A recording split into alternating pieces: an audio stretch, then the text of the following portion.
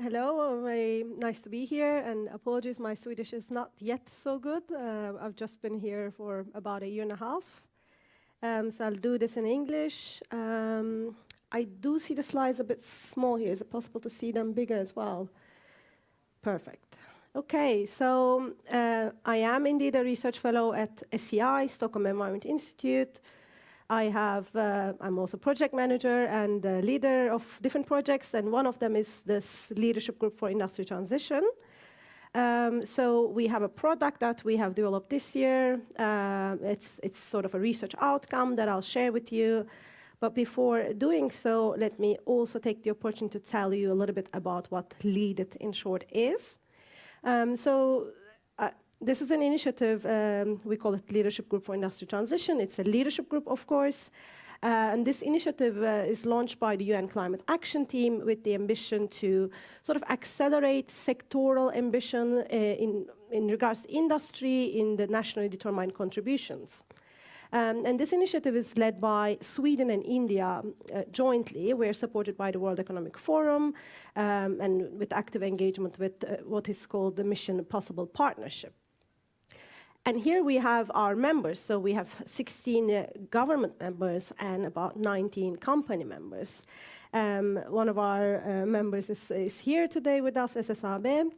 And we work collectively on various issues, but as you can see, we have quite a few steel companies. And when we look at the industry transition, steel has been sort of not the low-hanging fruit. It's not easy, but it has been one sector where there's a lot happening in terms of sort of decarbonizing the steel sector. And so we worked this year quite a lot on that. So hopefully after the presentation on the Green Steel Tracker, I'll be able to tell you a little bit during the Q&A about other aspects of our work in relation to green steel. So let me now start by telling you about the Green Steel Tracker. So I'm going to start with a lot of disclaimers to make sure that you don't get the data wrong. So the Green Steel Tracker is a collaboration that we have come up with several institutions like Lund University. IVL was also involved from Sweden. And several other NGOs and think tanks. So we were about 10 sort of sustainability experts, researchers to gather this data. And we've done this because, of course, we wanted to encourage others to embark on a decarbonization journey, but also share with civil society, academia, and policymakers that the steel transition is happening. So I'll show you some snapshots from the data, but let's start with the disclaimers. The first thing is to share with you that the data we have now in the tracker is from September. It's important because it's really a fast-moving sector globally, so we still need to update it, and that will happen next month with new announcements. So we've looked at about 44 projects, and in the new update in December, there'll be a lot more. I even heard yesterday that there's going to be a new demo plant for green steel in India, likely to be announced at COP26. So it's really interesting to hear. So that was the first disclaimer. Second is that when we looked at sort of green steel, announcement, or what we sort of gathered here is announcements that are, ambitious and that are aligned with climate targets and aligned with Paris Agreement, of course. But we looked at announcements, strategies, sort of national or company level targets for decarbonization. We looked at, pilot scale, demonstration scale, but we also looked at R&D partnerships. And the data here, you'll see, will represent not the country of origin, but where the projects are located. So you'll see a lot from, for instance, ArcelorMittal, but they don't really have a plant for decarbonizing steel in India, but a lot of it are in different places. Of course, we might have overlooked some data. A lot of the projects can be confidential, or maybe they were too small. So please bear that in mind as well. I think that's all. More might come. But let's look at, so I'm going to show you some snapshots from the new update, which is not even live yet. But I asked our graphic designer to share them with me. Let's sort of first start with when we looked at this 44 announcements on steel decarbonization. The immediate thing we see here is that a lot of the sort of technological choices are based on hydrogen production or switching to hydrogen as a feedstock instead of coke or in the sort of processing. So you can see that a majority of the hydrogen related projects or hydrogen DRR projects is really the hydrogen direct reduction, which is which is spearheaded technology by SSAB. And we do really see that, and I'll show you sort of the timelines, and we'll talk about Race to Zero, but I believe, of course, this concept being proven in Sweden has made a huge impact globally. And some of these hydrogen direct reduction-based plans, you can see some of them coupled with carbon capture and storage, and that's another disclaimer that just came to my mind, that we didn't really look at, we didn't look at incremental improvements in steel production, because unless they really reach or aim to reach deep decarbonization of the industry, we looked at really step changes that are needed. So this really huge process changes. And another thing to mention here is that we didn't look at projects that use fossil carbon. We included them only if they have an ambition, for instance, with starting with natural gas direct reduction of iron, with an ambition by mid-century to change that natural gas to direct reduction with hydrogen, because these plants are also convertible and you have to start somewhere, because obviously there's not enough hydrogen in the market. So we've included them in the project, or if the project is still planning to use fossil carbon, we've only included them if they're using carbon capture and storage. And here you can see that there are quite a few projects that are planning to use natural gas to begin with an ambition to switch to hydrogen by mid-century, and some plans with carbon capture and storage. There have been some interesting projects, so not everything is the same technology, but we've seen in Brazil, for instance, a switch to charcoal instead of coke, using like eucalyptus and other sort of products. So there are alternative ways to sort of decarbonize or reduce the carbon footprint of steel production with near zero emissions near zero emissions energy sources. And we do say near zero emissions because it is also quite difficult to have net zero production. I believe even with the SSAB production method, there'll be some residual emissions.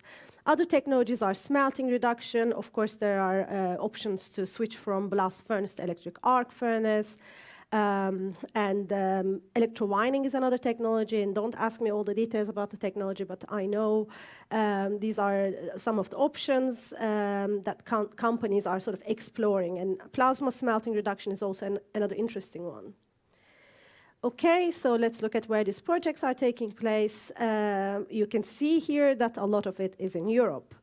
We have about 11 sort of projects, quite a few sort of full-scale projects in Germany.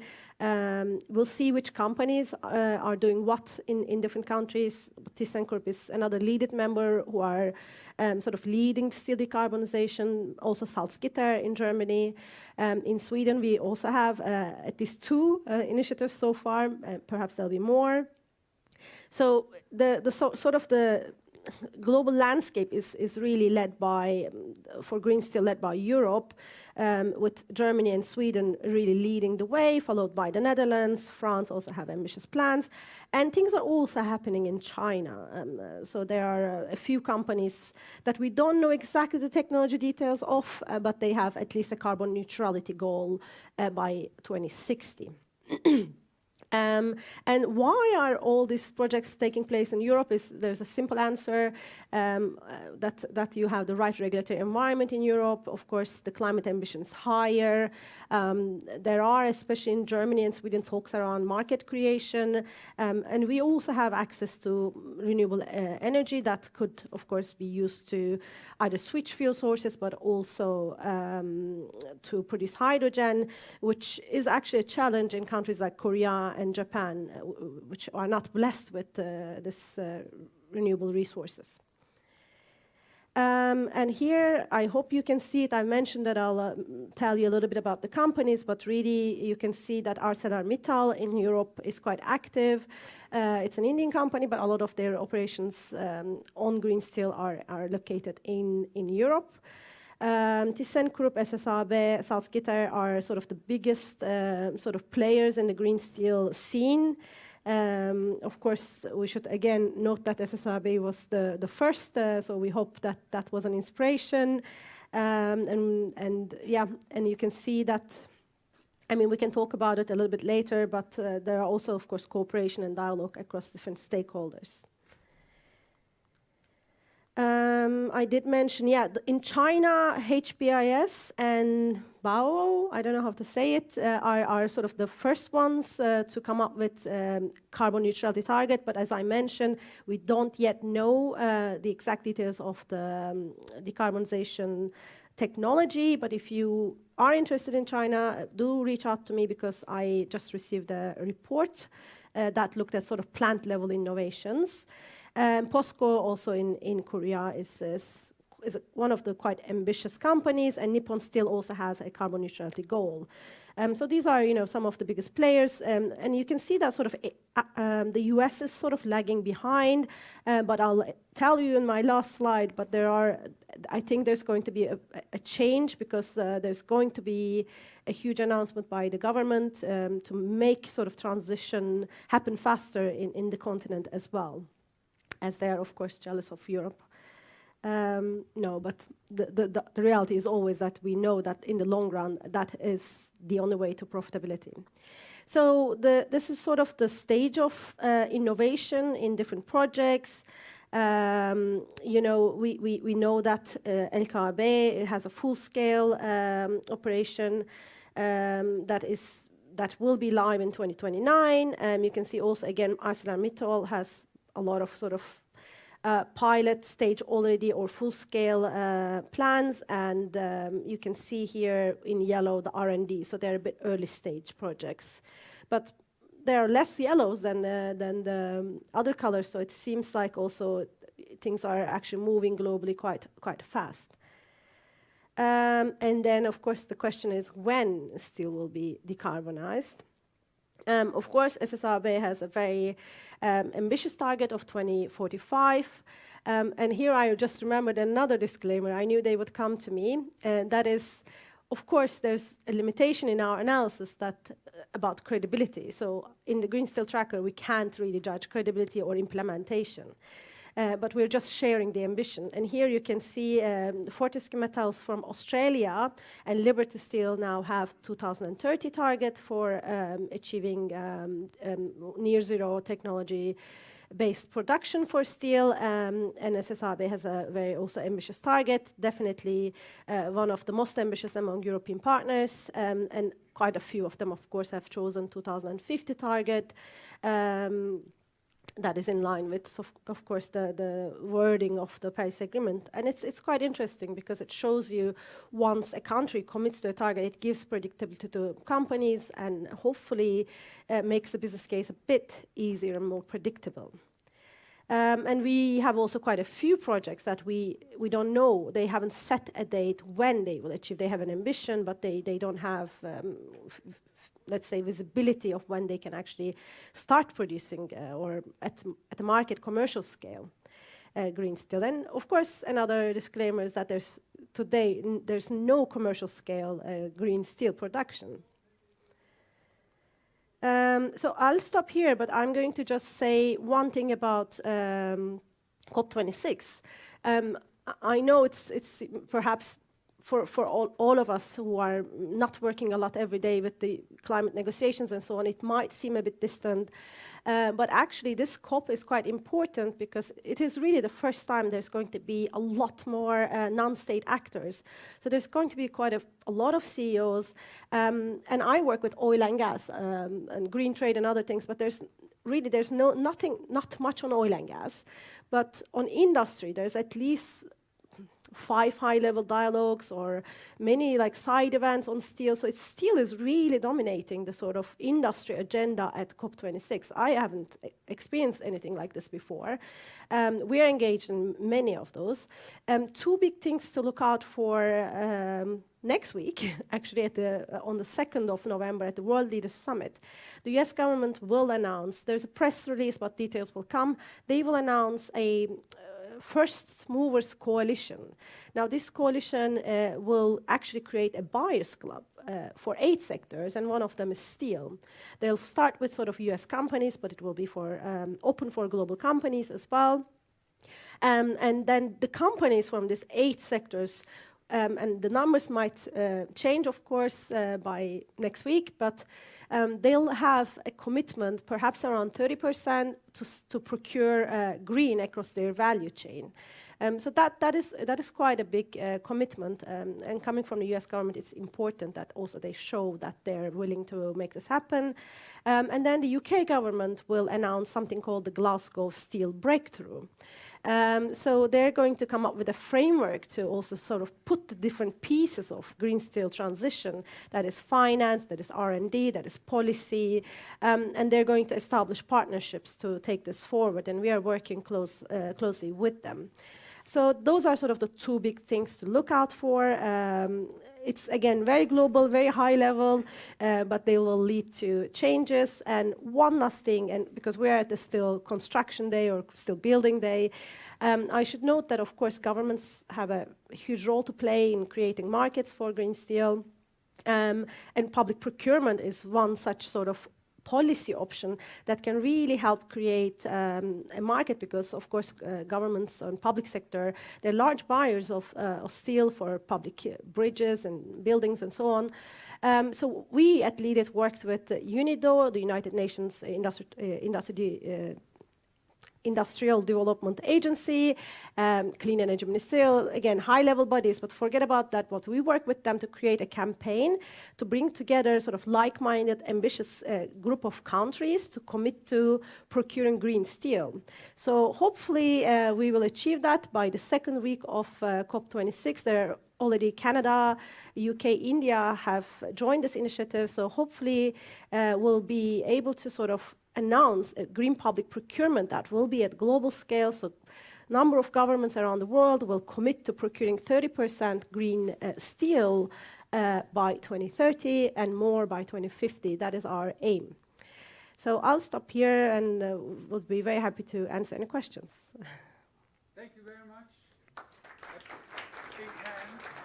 We see if yes, now I can hear myself. You can hear me as well, I hope.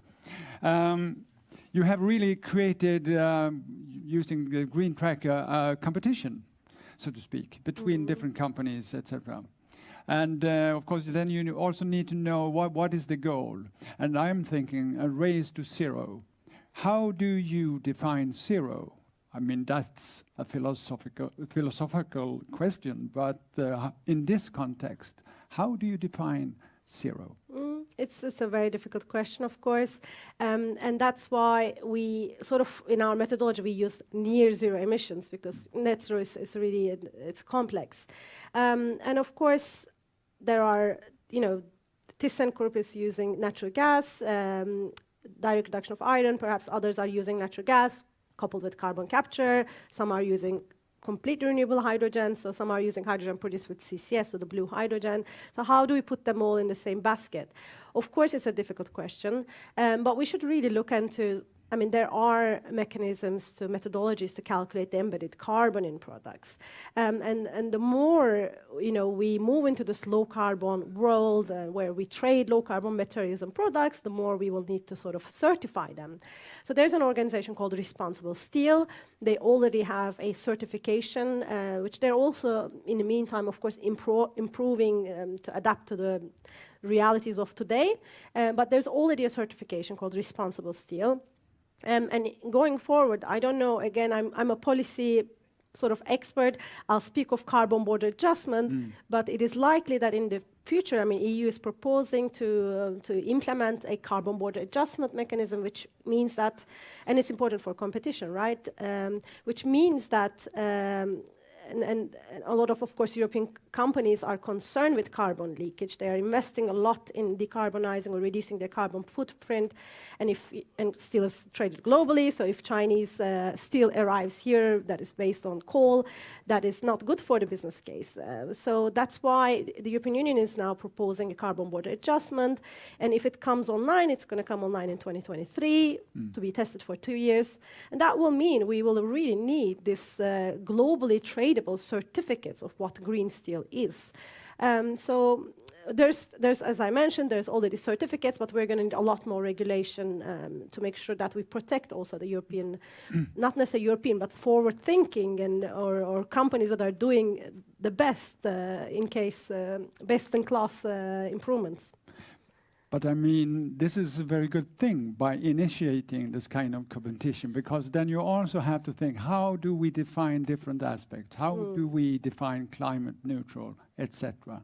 And of course, you need to have some kind of common definition of that, right or wrong, but to have some definition as a base. Yes, so I think there's also that problem. Perhaps you could also mention that after. But there's so many also ways to calculate carbon and report carbon. There's so many ESG standards. Then you have science-based targets, which is not for every company really, but some companies choose that. There's now actually new work because I think it's difficult also to sort of communicate. There are new platforms for transparency, for logging in embodied carbon, but there's a new initiative, and I always speak of things yet to come, but it's good to know. It's called the COMET framework. So Rocky Mountain Institute and a few others, together with Mission Possible Partnership, they're coming up with a methodology that will really be only for sort of construction sector or this sort of materials and products like steel and cement, to harmonize different reporting and embodied carbon calculation methods, so that we can have this digital passports that are quite aligned. But this is going to take a few years. You might know how long an ISO standard takes to come up with. So. Indeed. And but what would you say? What are the biggest challenges in this in short term, as well as in a more long term? Yeah, I guess the biggest challenge is the market, really. At least how I see it.